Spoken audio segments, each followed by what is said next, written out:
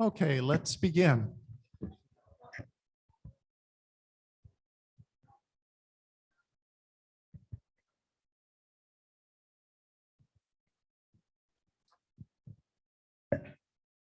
Matt, are we on? The Zoom session has begun. Welcome everyone here in Heritage Hall, and welcome folks who are watching on the Zoom link as well. Today is about Fling Wide the Doors, a movie that we created back in 2005 and 2006 as part of the St. Mark's building retrofit and restoration project. We thought that this would be a good time to kind of resurrect that movie and to fling wide the doors open, because that's what we're trying to do post-pandemic, is fling the doors wide open and welcome people back to this space. So this is about the story of the retrofit, the creation of that movie, which will be screened right now. And the exciting piece is that this movie called Fling Wide the Doors, 35 minutes long, is now posted directly from the St. Mark's website or from the St. Mark's YouTube site. So you can watch it anytime. We were waiting for this day to come that we would be able to post it online. It was back in 2005 that David Schendel and I, David Schendel is a professional movie maker, member of St. Mark's. Some of you may know him. He and I collaborated on creating this DVD, Fling Wide the Doors. And at the end of the retrofit process, when the congregation was invited back into this building, every member, family, household of St. Mark's received a copy of this DVD. Now, just to explain, this was shortly after the invention of the Gutenberg Bible and the Gutenberg Press. There was a period of time that these things called DVDs were used to pass on information way back when. So several years ago, David Schendel and I were wondering if the time was right to be able to post this movie on the website, which back in 2005 was not possible. So now it is. So we now have this, and we'll be showing it shortly. So just a little bit about the creation of this movie. Many of you know, are familiar with Greg Jenke, former president of St. Mark's, and he was, I think, the head of the capital campaign involved with the retrofit. And he asked me to check with David Schendel to see if we could create a movie to give to each member of the congregation as a thank you in context of the capital campaign. So it tells the story of the retrofit. So as we were launching into the retrofit, we decided we were going to try to do that.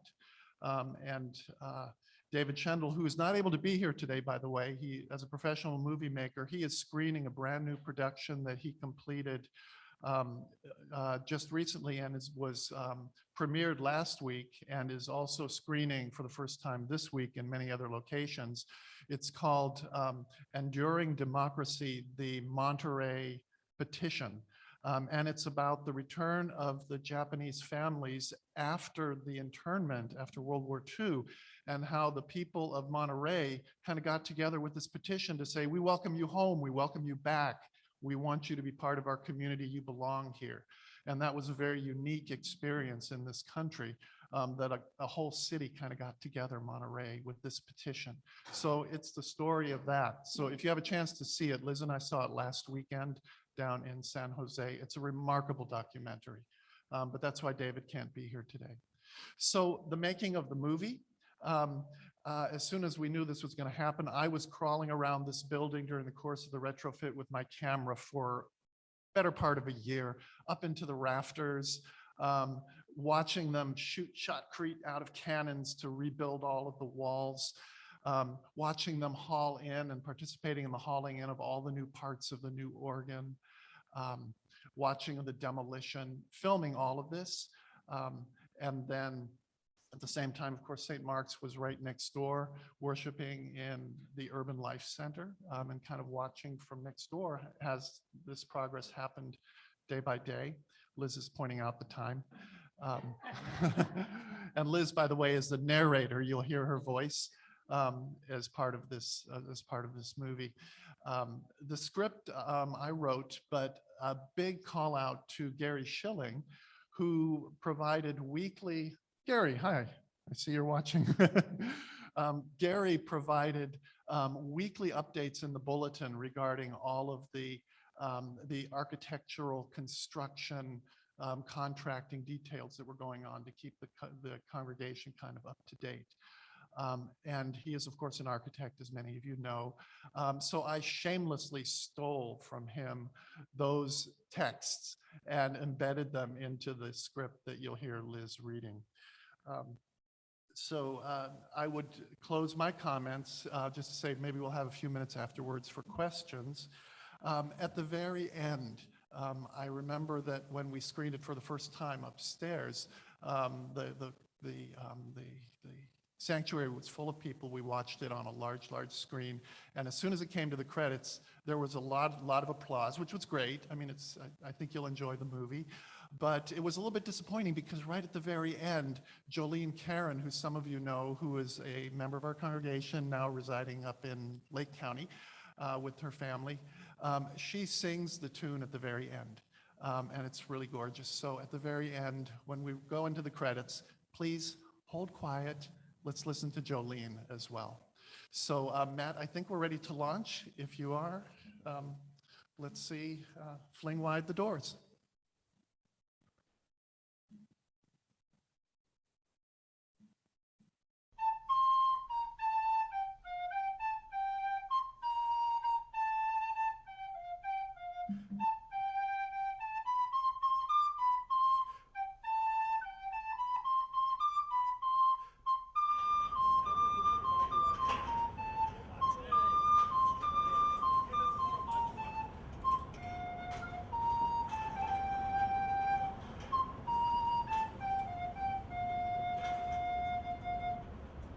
July 27th, 2005. Our historic and beloved church building was being torn open and apart in preparation for major earthquake retrofit and renovation work to be done.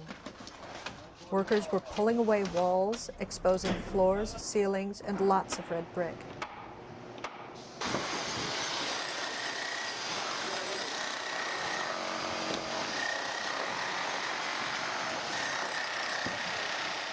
In the sand beneath the tall East Tower, Tony Diaz was working with his shovel when he hit something hard. Well, what I was, trying to go down there because we had to dig down there in this area here. So we demoed the floor, and I crawled under, and that's what I saw. Exposing a crate-sized block of sandstone, he saw that it had a 1-inch thick slate lid. It was hollow and contained something. A time capsule had been found. October 9th, 2005, the day for the time capsule opening. We've been hoping for this day for a long time, and there are surprises, and this was one of them. So what do you think is in the time capsule? Oh, I was debating that question. Maybe some old newspapers or stuff. Oh. I thought it might be like a French postcard or something. French postcard? that sounds good. A French postcard. Yeah. I never thought about, I didn't think big enough, David, that Ark of the Covenant, now that would have been really good. Something much more older before any digital things were created. My wildest imagination, I thought there might be some documents about the life of the church. I mean, this isn't very wild, but I thought there might be a description of the congregation itself and who they were, what they were like, and what they were struggling with. Maybe some artifacts, some craftsmanship donated by different church members. This is not only our time capsule, this is the time capsule from congregations past, from the founders. This is their hope and their faith for the future. That wasn't bad, was it? But now you know what, we didn't want you to hear that for an hour. So many of them will be in German, so I don't think we'll bend it down. With eyes glued to the copper box that had been lifted from the sandstone block, We strained to see what the people of St. Mark's from years ago wanted us to find today. Astonished, it became evident that the time capsule dated not from the construction of our current church building in 1895, but took us back to the original 1863 St. Mark's at Union Square. The congregation had sold the Geary Street lot, currently the site of Macy's, for $105,000 in 1893. These objects traced back a remarkable story of Christian heritage in the heart of San Francisco. Through a century of tumult, urban growth, and social change, St. Mark's has remained a haven for Lutherans dedicated to raising their families in Christian love, to share their passion for worship, and to eagerly serve their fellow San Franciscans through social outreach and civic involvement. March 10th, 1895. An earthquake was felt during the dedication ceremony of our new church building at O'Farrell and Franklin Streets. October 10th, 1906 at 5:12 a.m. St. Mark's survived a 7.5 earthquake, the Great San Francisco Earthquake. The tall East Tower visibly twisted. The church also survived the Great Fire that followed. The church then served as an emergency hospital for victims of the earthquake and fire. As the city recovered and grew, St. Mark's, a spiritual home for generations, thrived. Then came Loma Prieta. The 6.9 quake hit at 5:04 p.m. on October 17, 1989. In the aftermath of the quake, then-current pastor Richard Scopper drove from the parsonage on Moncada Way to Portola, high above San Francisco. Looking down upon St. Mark's in the distance, he announced to bystanders that the church still stood. Many other members of St. Mark's volunteered in relief efforts throughout the city. The day after the quake, members gathered at the church and found the sanctuary had been taped off by city inspectors. No one was allowed in. So on the following 2 Sundays, St. Mark's worshipped in the Urban Life Center next door. One of the first hymns sung by the congregation was "Built on a Rock." When San Francisco city engineers later inspected the sanctuary, they certified that, for now, it could again be used for worship purposes. In her desire to ensure the safety of the people of San Francisco, the city passed an unreinforced masonry building ordinance, setting retrofit requirements and timetables. This put St. Mark's under the gun to face hard decisions regarding our beloved but damaged church building. In the early 1990s, St. Mark's looked carefully at whether we should retrofit our existing building or tear it down and build something entirely new. For a while, our congregation hung in the balance between these two choices. Leaders of the congregation studied the costs, benefits, and drawbacks of both options. In the spirit of providing accurate information, open discussion, and transparent decision-making, we gathered for numerous congregational meetings. Then, in May of 1995, we were ready to move forward. We overwhelmingly passed a motion to seek the path of retrofitting our current sanctuary. We proclaimed that our historic St. Mark's building would stand. The first step was to obtain detailed engineering plans for the retrofit. These were submitted to the city in order to meet the first deadline of San Francisco's UMB ordinance. Now it was time to generate excitement and to raise funds for this monumental task. Well, that's a $45 million project. Today, radio host and author Garrison Keillor came to St. Mark's to help raise some of the money. Exuding his Midwest humor, he said that his visit is motivated by guilt for having made fun of Lutherans. I've done this for years on the radio. I have profited personally, telling stories about you, many of which were only partially true. And so I owe you at least a few Sunday afternoons of my time. Guests pay between $20 and $100 to hear Keillor and to help save St. Mark's. 2 highly successful capital campaigns later, we have raised $2.1 million from the congregation to rebuild the church. A looming concern was that even successful capital campaigns would not suffice to meet the full costs of our retrofit. In the late 90s, we pursued a number of financing options. Among them, we considered leasing the Urban Life Center site for the construction of a senior assisted living complex. All of these avenues for financing were eventually abandoned, yet the leadership and congregation of St. Mark's did not lose hope.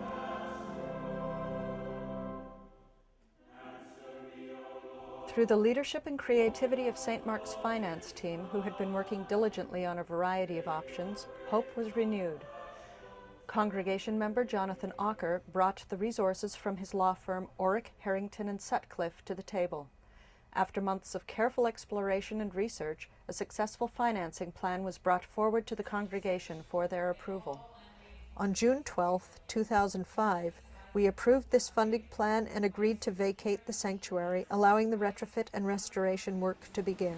Okay, I would like to make a motion that the Congregation of St. Mark's Evangelical Lutheran Church, San Francisco, California, hereby authorizes the expenditure of $10.2 million for the seismic reinforcement and renovation of our historic church building. I'd like to announce the results of the balloting, and I'll just remind you it only requires a simple majority according to our Constitution.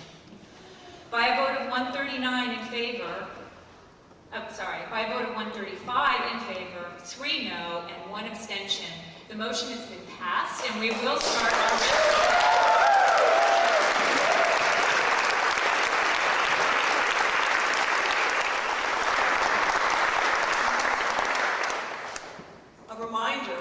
Next week then at both services we will have a ritual, a liturgy of leave-taking with a primary celebration at the 11 o'clock service, a procession out of the sanctuary where everybody will process together. We will carry our worship materials with us to process over to the auditorium for a service of blessing and a hymn and coffee hour over in the auditorium. That's next Sunday. Next Sunday will be the last chance to hear this order. A day at St. Mark's is never exactly like the next day. And it's clear that ministry happens in this place 7 days a week. And to have a seismically retrofitted building, to spruce it up, to do renovations, just poises us for more ministry here, for community outreach, for this building to be used 24/7. And we're prepared to do that, and the leadership and pastors are committed to do that.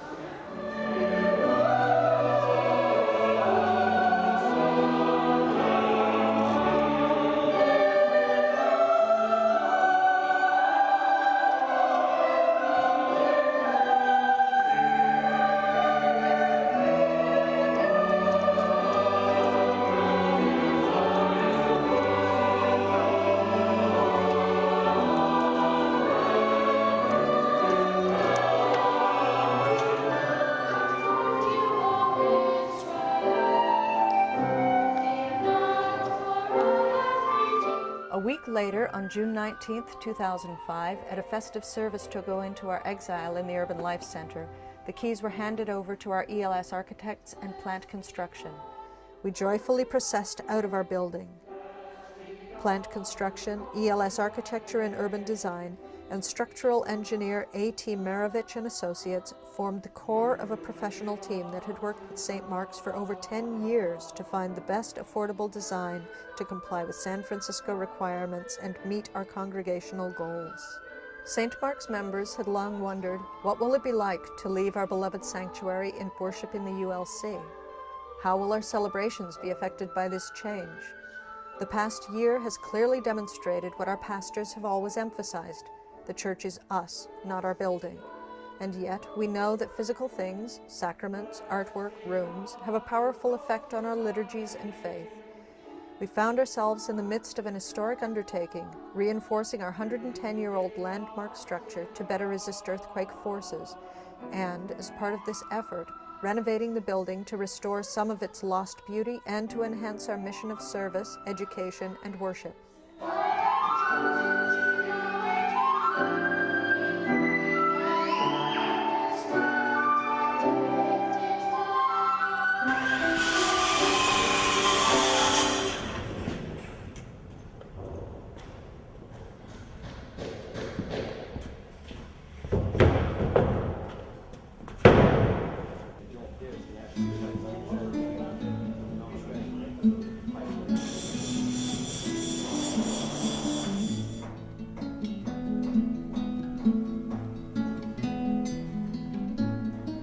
As we rebuilt, we invited our guests and members to look at our building across the plaza where a rebirth was underway.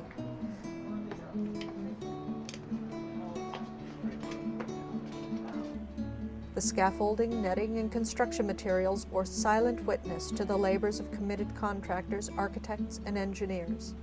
The scene also spoke volumes about the commitment of our friends and members to the future of our congregation.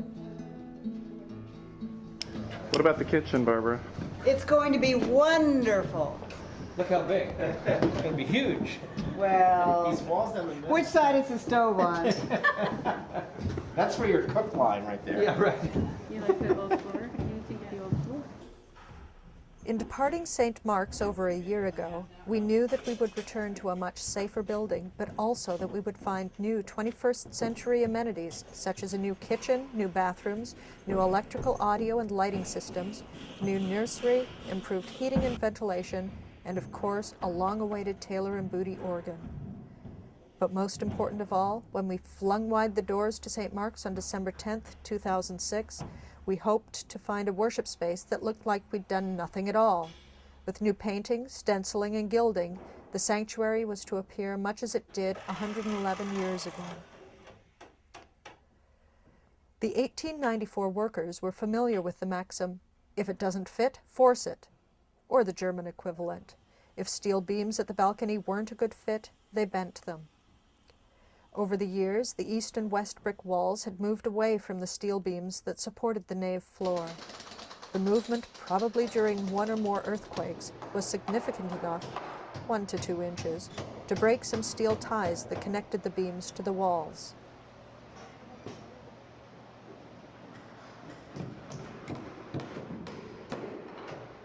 Workers were shocked at the condition of some of the brick on the upper portions of the west wall, where the mortar can be scraped away like dust.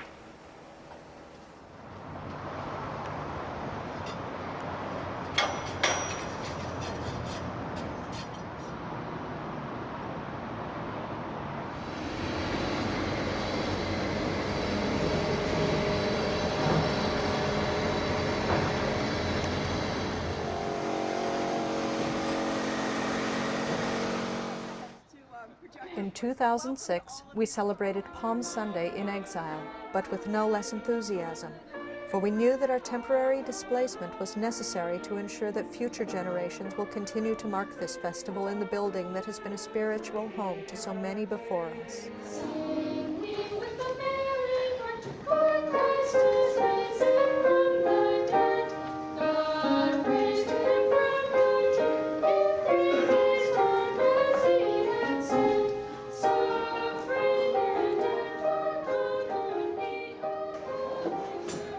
Local organ specialists, Hupelo and Rapaski Pipe Organs LLC, removed the old organ to be sold or used for parts.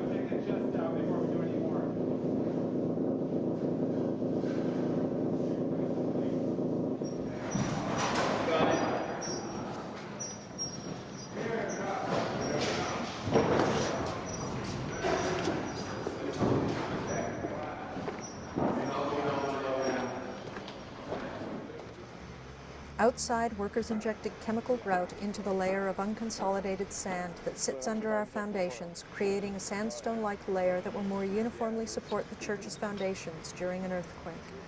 And the material, when it's finished doing its job, leaves the sand hardened, almost like a piece of sandstone. It only wants to come up to about 500 psi, so it's not a real strong segment, but it's enough to keep the material under the church from shifting. So that's what we end up with when we're done there. Center coring was one of the most challenging and intriguing technologies used in our project.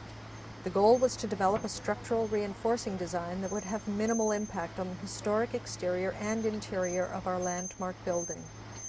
A crane drilled 4 4-inch diameter holes between each pair of the stained glass windows. So you see the man operating the drill, and because we're drilling down about 30 feet, we can't do it all in one bit. They have bits that are about 4 to 5 feet long and 4 inches in diameter.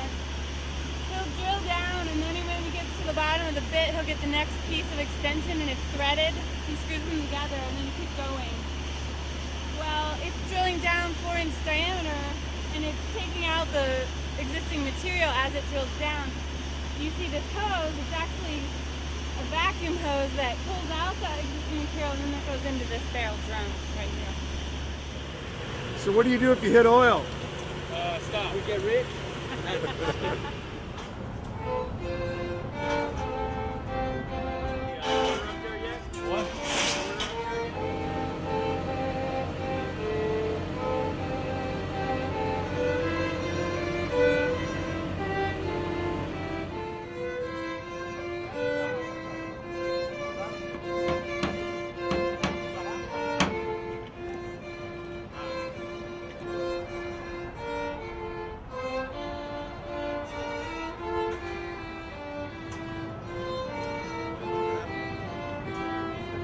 A steel reinforcing rod, almost 2 inches in diameter, was lowered into each hole, and epoxy grout was pressure injected into the void between the existing brick and the new steel bar. This epoxy penetrated the adjacent brick, bonding the steel and brick into a composite column within the existing wall.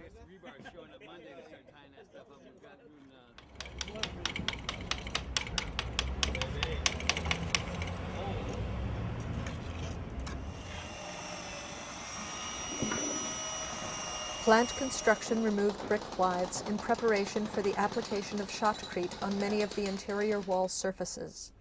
A withe is a single vertical layer of masonry, 4 inches wide at our brick walls. The contractors had to remove 1 or 2 withes of brick on much of the inside face of the walls before applying concrete reinforcing in the towers and the lower floor.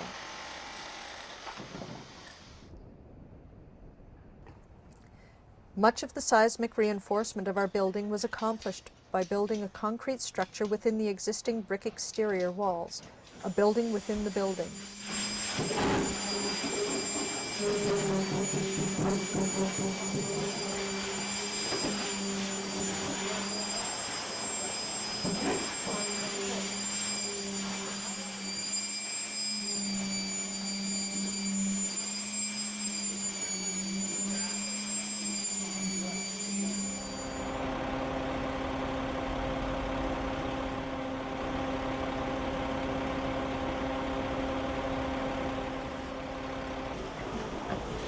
Workers spray-applied concrete, known as shotcrete, over the rebar grid and dowels, forming a concrete wall that is integrally connected to the existing masonry.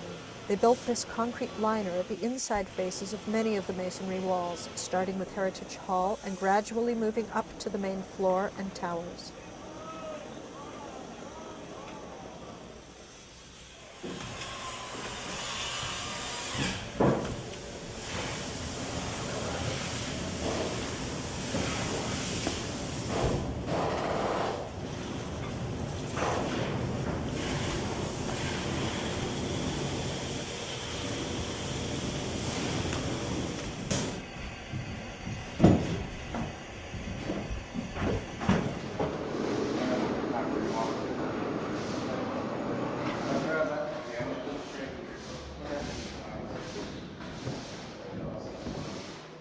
They also added a new concrete slab at the narthex ceiling to support the new organ.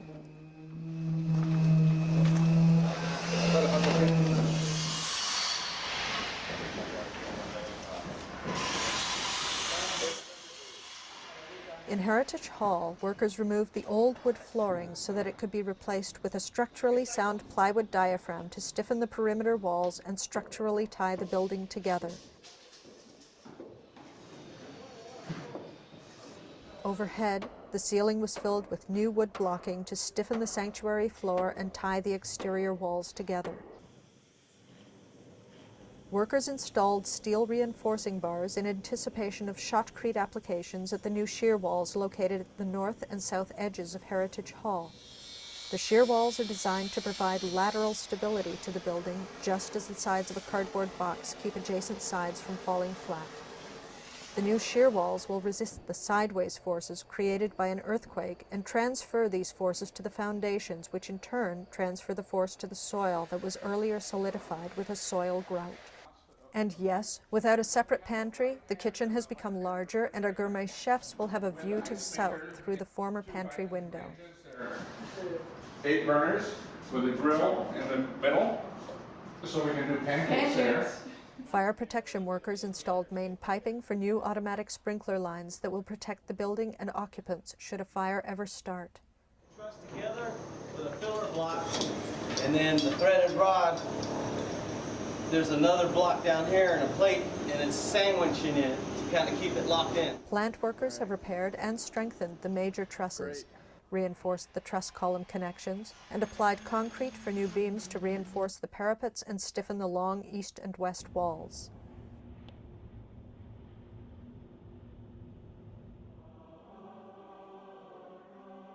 The balcony had been a major challenge for our engineer and contractors. The sinuous shape and column-free front edge have stayed in the air for over a century, but the structure for this large horseshoe didn't conform to modern code requirements or structural analysis and could have failed during an earthquake. To strengthen the balcony, an inspired system of steel cables that tie the structure more securely to the reinforced church walls was built. The cables attach to large eye bolts welded to steel plates and are connected to the exterior wall beneath the balcony.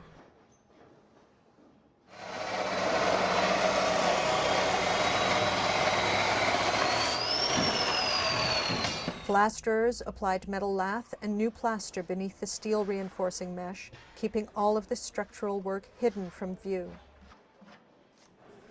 Lighting designer Tom Munn created a lighting design to enhance our liturgies and the architecture of our worship space. He and his crew completed the installation of the theatrical lighting fixtures that will highlight the chancel and organ. Decker Electric installed the new chandeliers in the sanctuary.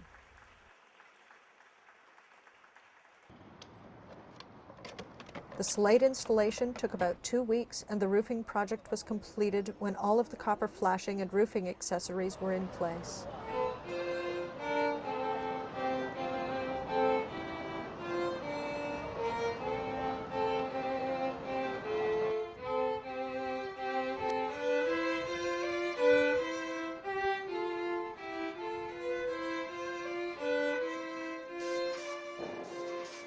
We haven't yet signed on the line, but we have actually the painter, an expert in special decorative painting. I saw she was here up in the corner taking little chips. Yeah, we're meeting with them tomorrow morning. Do that because of the material that's on there right now. It's kind of chalky and nothing will stick to it. So it can't be just regular. So we can't just ask for donations of buckets of paint from home kind of thing. If you use modern painting products, it won't adhere because it was called a distemper. It's like I think it's tempera paint is usually an egg-based water and egg-based paint, and nothing will stick to it. So either it has to be fully removed, or there's a process that they're looking at now where they can actually add a kind of a reinforcing mesh, very fine mesh that goes over it, and then put basically a skim coat of plaster over that, and then they can paint that. Evergreen painting was able to restore the ceiling and walls of the sanctuary to closely resemble their 1895 conditions. They also painted the liturgical furniture, such as the altar and font, so that they appeared as fresh as the worship space when we returned to the building on December 10th.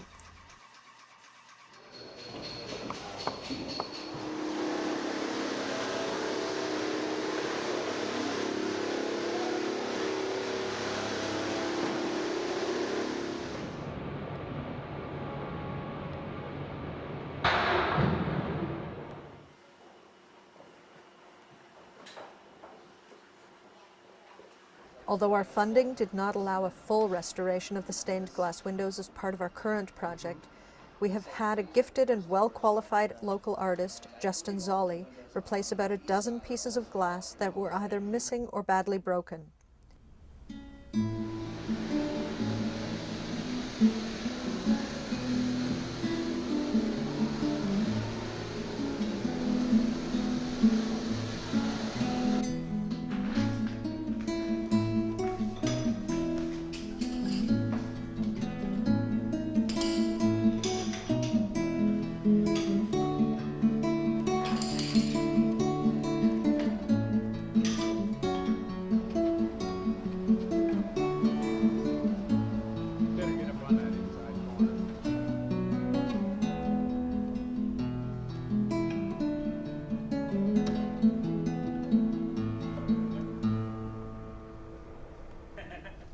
At the completion of the construction project, St. Mark's prepared for the installation of our new Taylor and Booty instrument, their Opus 37.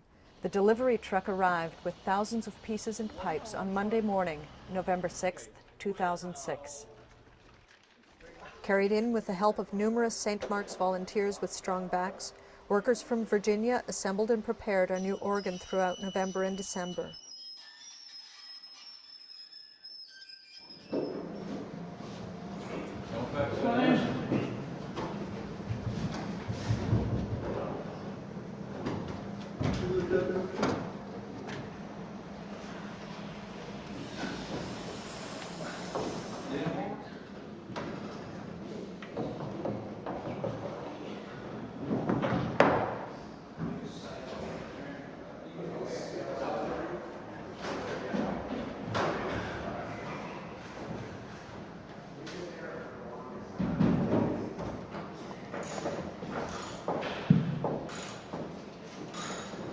Oh, that comes out there really good.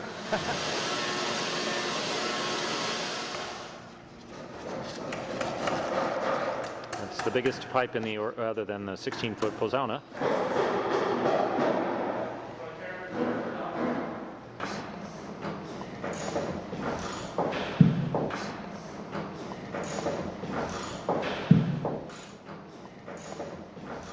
In January, George Taylor and an assistant completed the final delicate voicing and tuning of each pipe.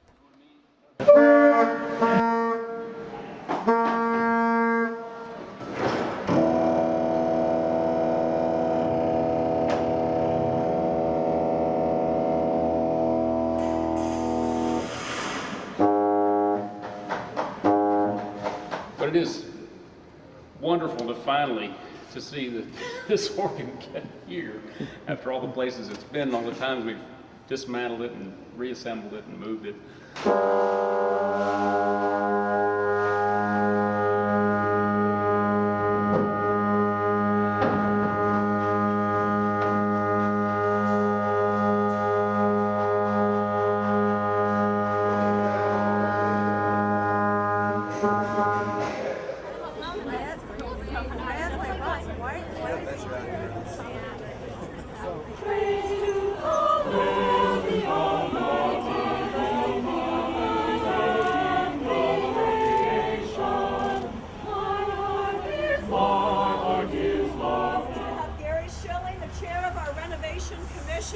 To unveil the new cornerstone. He also designed our cornerstone for us, Gary.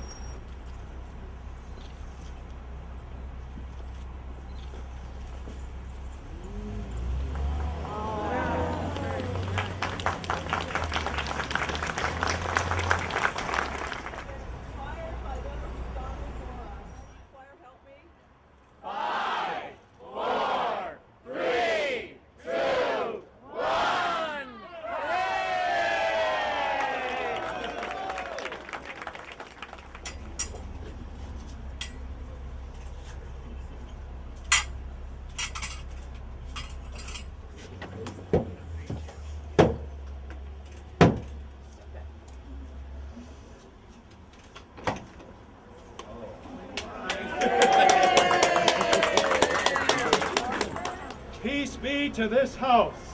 And all who enter here. As we returned to our historic home on December 10, 2006, our sanctuary continued its 110-year tradition of shaping and inspiring our worship. Our voices reverberated within its walls, and the building itself was rededicated to God's praise and glory.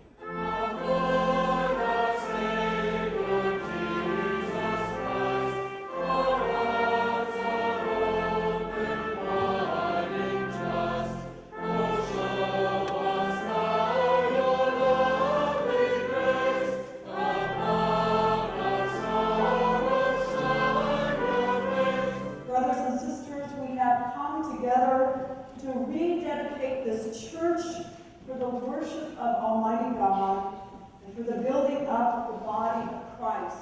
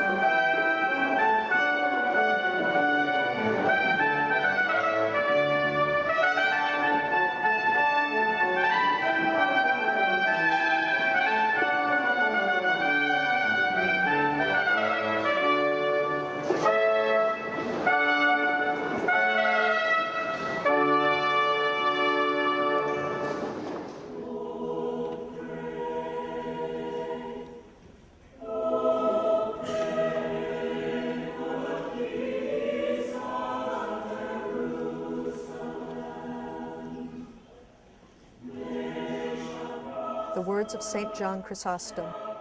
Paint your house with the colors of modesty and humility. Make it radiant with the light of justice. Decorate it with the finest gold leaf of good deeds. Adorn it with the walls and stones of faith and generosity. Crown it with the pinnacle of prayer. In this way, you will make it a perfect dwelling place for the Lord.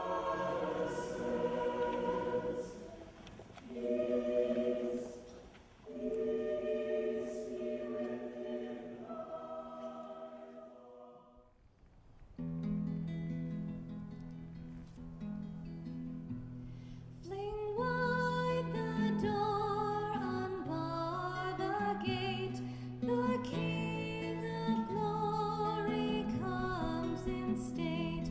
The Lord of lords and King of kings, the Savior of the world, who brings his great salvation to the earth.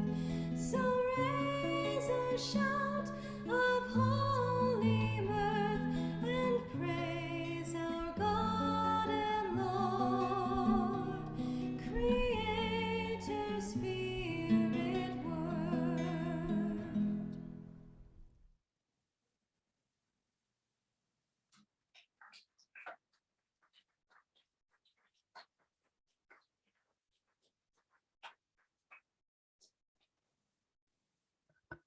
Thank you all. It's a delight to see it again. I teared up a couple times. I see Liz as well. It was a lot of work by a lot of people, and inspiring experience. And do you guys know what this wall is called? This is a test. It's a shear wall. There's another one there, so that the building can't go this way in a quake. So thanks again to Gary Schilling, who's watching there, who contributed a lot of the language that Liz shared. We have just a few minutes if there are any questions. It's 10 minutes to 11.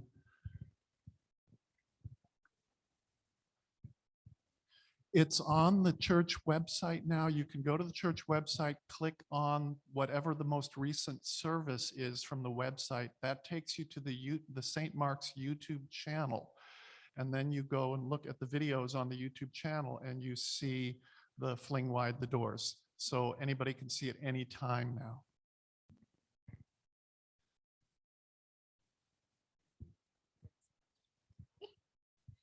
So are you two thinking of documenting the new building, the Ella Roth construction and revitalization of the square?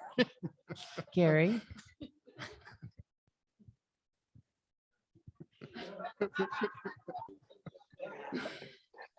I'll let Tom answer that question. This is the first time that thought has even come up, so who knows? It's a wonderful idea.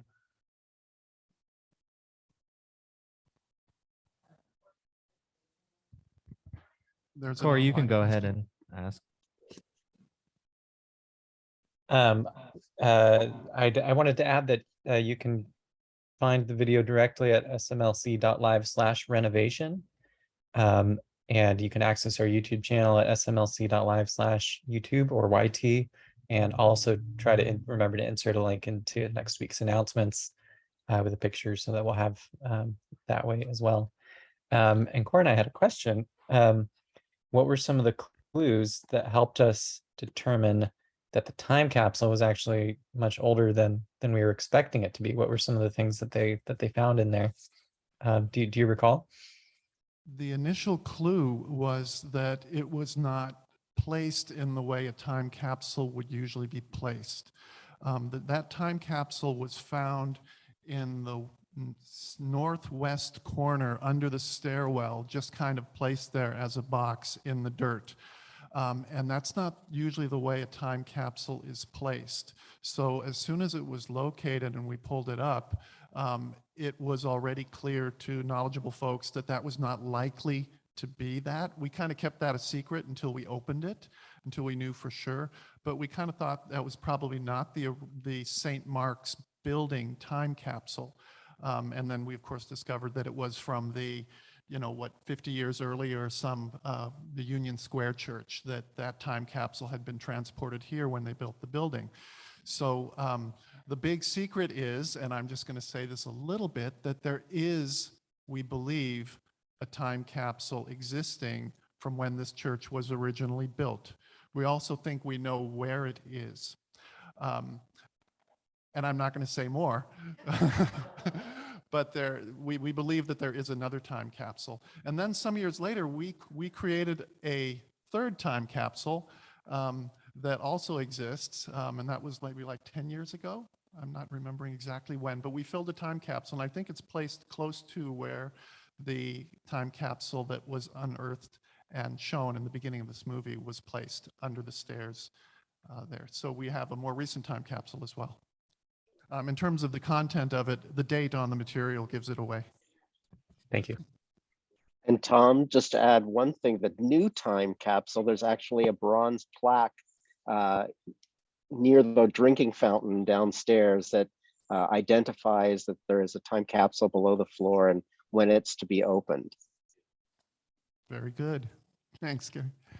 I saw a hand, Sharon. Thank you.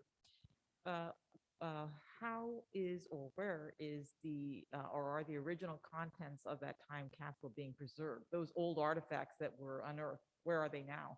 I actually don't have the answer to that question. Gary, do you know? I think they're in the church archives in the Urban Life Center, but I'm not positive about that. I think that's where they are. We'll have to find that out. Oh, I'm sure they're not lost. I'm sure they're not lost, No, but I no. imagine in the church offices, yes. And I think it's time. So I'm available here if anyone else has any additional questions. People online can certainly reach out to me through email or check with me as well. Thank you so much for watching this and celebrating with us. Thanks.